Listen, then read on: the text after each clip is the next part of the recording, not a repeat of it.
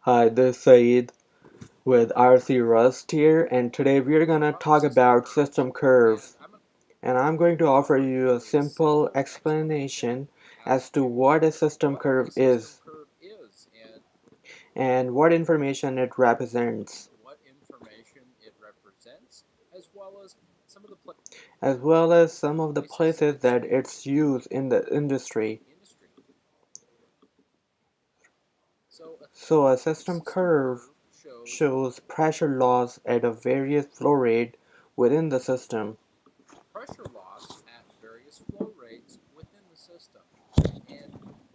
And that generally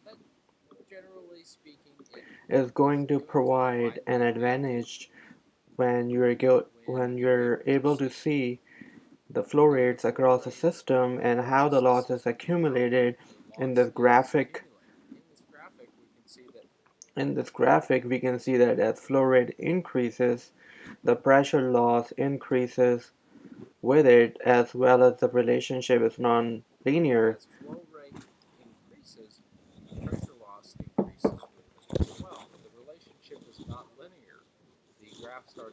The graph starts out relatively shallow, and as the flow rate increases along, pressure loss increases dramatically until it essentially just causes a tremendous amount of friction loss. Now let's apply that to some real life information we have gotten here. A system curve example, and this example is more or less a very basic version of a system curve.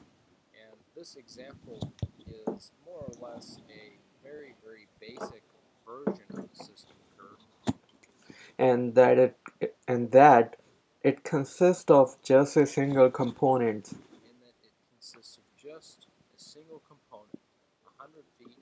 100 feet of 1 inch schedule 40 PVC pipe.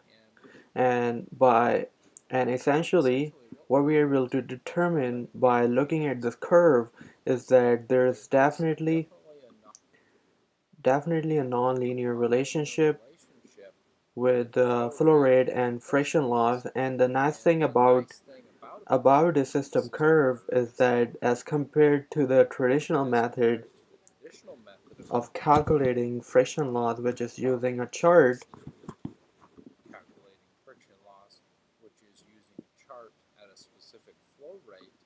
at a specific flow rate and then adding or getting a sum of your various fittings and the flow rate that you're designing the system, and summing it all together to come up with a total value that may represent a single point on the system curve.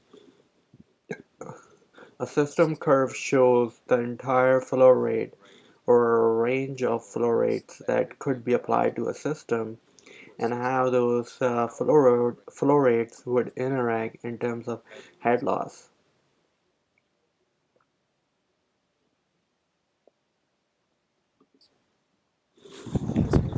This can provide an advantage when trying to select various components or to design a system in terms of what piping materials to use or what size of pipe and fitting to use. So in the next example, we have two different system curves, again using 100 feet of PVC schedule 40 pipe. What we have is two different sizes, 1 inch and an inch and a half. And we can see that at about 10 gallons per minute on either curve, there's a relatively minimal amount of friction loss that occurs. So for the 1 inch PVC at 10 gallons per minute, you're gonna have less than 10 feet of friction loss, which is going to be less than 7 or 8 psi.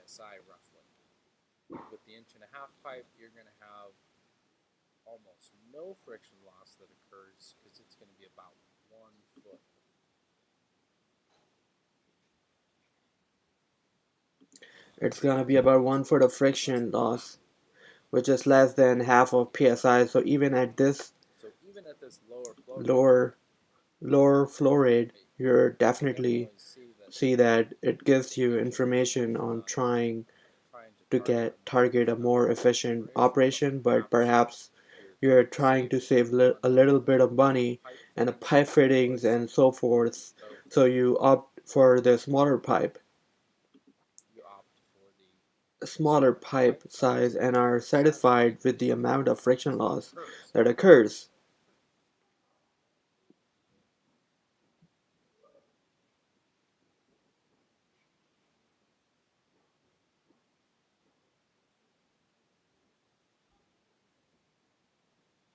Additionally, if you're designing a system that was targeted perhaps 30 gallons per minute and wanted to know whether inch and a half pipe or 1 inch pipe would be the better choice, then it is definitely clear cut. In this example, we have got roughly 40 feet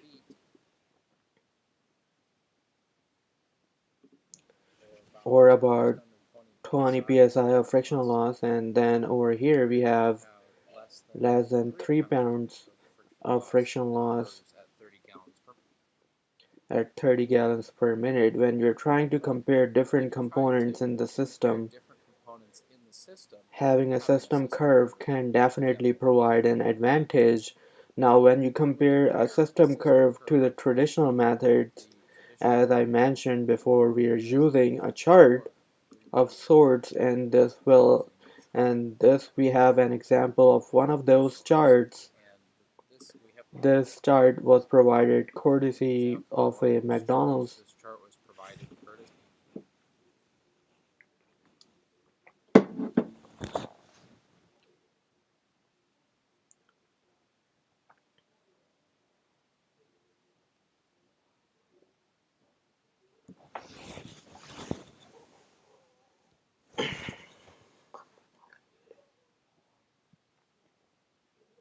There are many American manufacturing.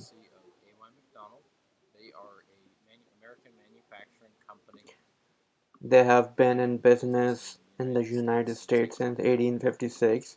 They manufacture some high quality plumbing parts as well as sub pumps.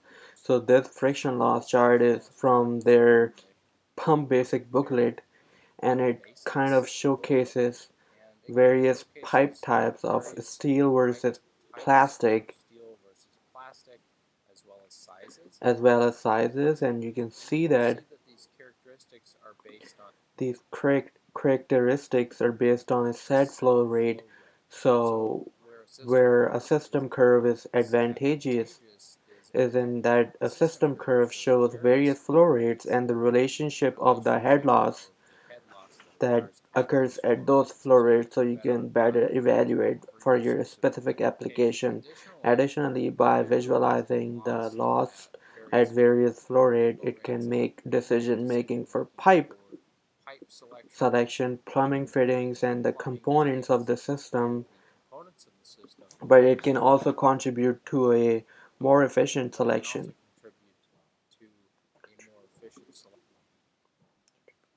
More efficient selection when it comes to pump operation as well as, so this particular graphic showcases how a system curve can be manipulated in most cases by using software that's designed to create or generate system curve and allows a person to compare and contrast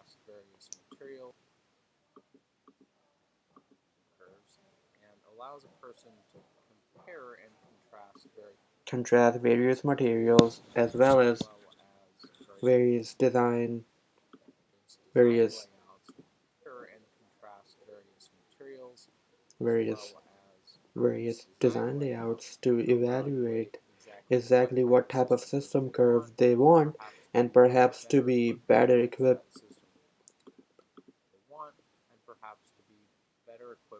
equipped to match that system curve to a pump.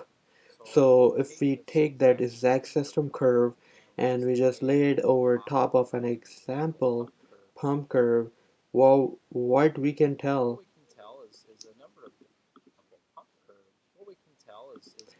What we can tell is a number of different things. First, by looking at this graphic, it should become relatively clear that there's definitely a relationship of being able to balance the system curve with the pump curve in order to make decisions on efficiency, or perhaps based on the limitation of the available amperage or a variety of other conditions that can occur. Now, let's say you had a goal of having this pump in your facility and you wanted to so that's your goal is to achieving the most flow. However, you're limited. However, however you're limit However, you're limited and must do this but with less than 50 horsepower. Well, you have run the numbers and you have come up with three possible system curves or three possible system layouts using various fittings and pipe materials.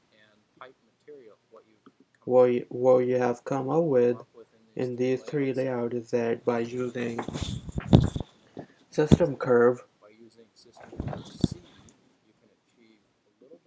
system curve C, you can achieve a little bit more flow than the other system curves.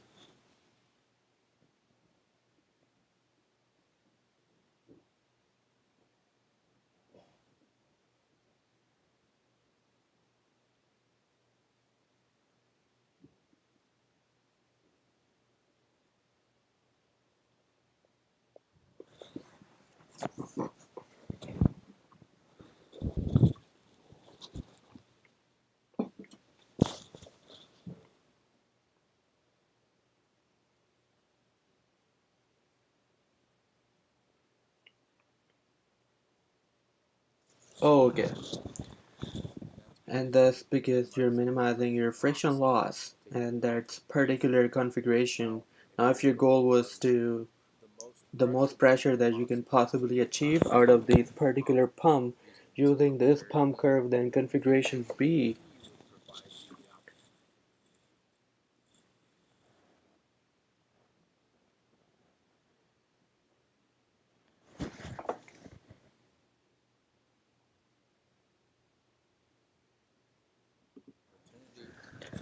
for the most available head pressure based on this pump curve. Now, this pump curve doesn't actually have an efficiency curve, so however, however, if that information were available, you would be able to leverage the the various system layouts with selecting a more efficient pump or a more efficient system to then save energy costs. And this is pretty common on larger systems where it's very important to maximize the energy efficiency of the system. So what we have done is taken a look at how systems curves can interact with pump curves, essentially what information a system curve represents, and we have taken a look at a few examples. System curves. Oftentimes, a system curve includes much more than just a single component,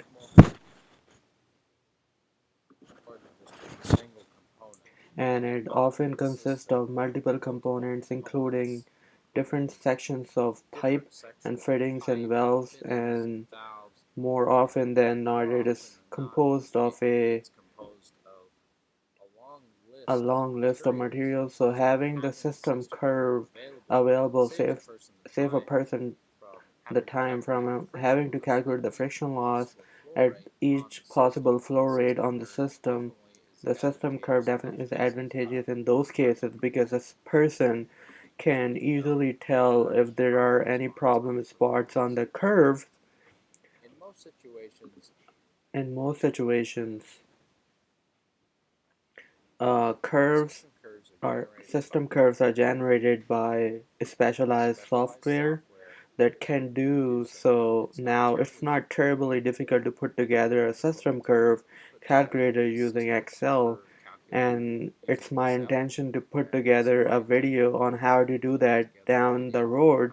but at this point you have now got a basic understanding of what a system curve is and kind of how to read it. So I want to thank you for joining me today. We'll see you next time.